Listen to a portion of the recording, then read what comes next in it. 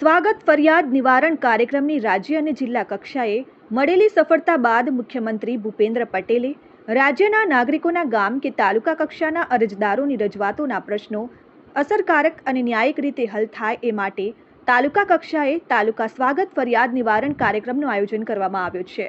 આ કાર્યક્રમ અંતર્ગત અંકલેશ્વરની મામલતદાર કચેરી ખાતે જિલ્લા કલેક્ટર ગૌરાંગ મકવાણાની અધ્યક્ષતા હેઠળ તાલુકા કક્ષાનો સ્વાગત ફરિયાદ નિવારણ કાર્યક્રમ યોજાયો, જેમાં અંકલેશ્વરના પ્રાંત અધિકારી ભવદીપસિંહ જાડેજા, મામલતદાર કરણસિંહ રાજપૂત, તાલુકા વિકાસ અધિકારી હિરેન બારોટ સહિત વિવિધ વિભાગોના અધિકારીઓ અને તલાટીઓ તેમજ અરજદારો હાજર રહ્યા હતા।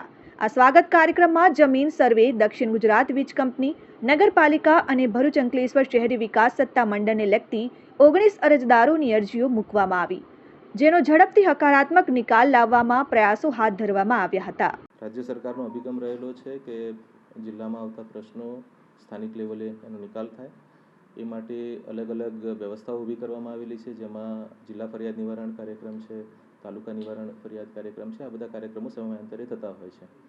આજે અંકલેશ્વર મુકામે તાલુકા ફરિયાદ નિવારણ કાર્યક્રમ અંતર્ગત મારે આવવાનું થયું છે અને એમાં લગભગ 19 જેટલા પ્રશ્નો ઉપસ્થિત થયા છે।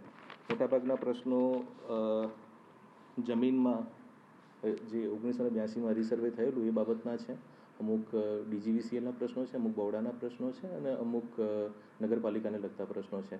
આ તમામ પ્રશ્નોનો સમયમર્યાદામાં નિકાલ આવે અને નાગરિકોને ઝડપથી એનું નિરાકરણ મળે એ માટેની સૂચનાઓ આપેલી છે। જે કિસ્સામાં વિશેષ અભ્યાસની જરૂર છે અને પૂરતો અભ્યાસ કર્યા પછી એ પ્રકરણોને ચલાવવા પાત્ર થાય તો એના માટે પણ અલગથી નાયબ કલેક્ટરશ્રી અને પ્રાંત અધિકારીશ્રીને સૂચના આપવામાં આવી છે।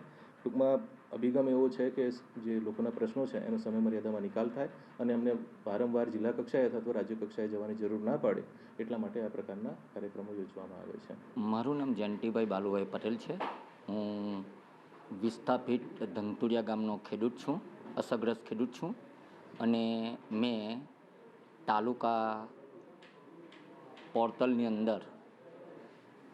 અંદર મેં એક ઓનલાઈન અરજી કરેલી, જેની અંદર તાલુકામાંથી મામલતદાર સાહેબે અને કલેક્ટર સાહેબ મને અહીંયા હાજર રાખેલો, જેમાં મારો મેઇન પ્રશ્ન હતો કે 1982 પહેલાં મારું ક્ષેત્રફળ, મારા દાદાનું ક્ષેત્રફળ જમીનનું 6 એકર અને 18 ગુંઠા હતું।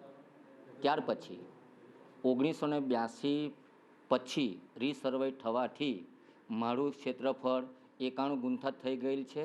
એના માટે મેં મારું ક્ષેત્રફળ મૂળ સ્થિતિમાં લાવવા માટે મેં આ પોર્ટલ પર ઓનલાઈન અરજી કરી।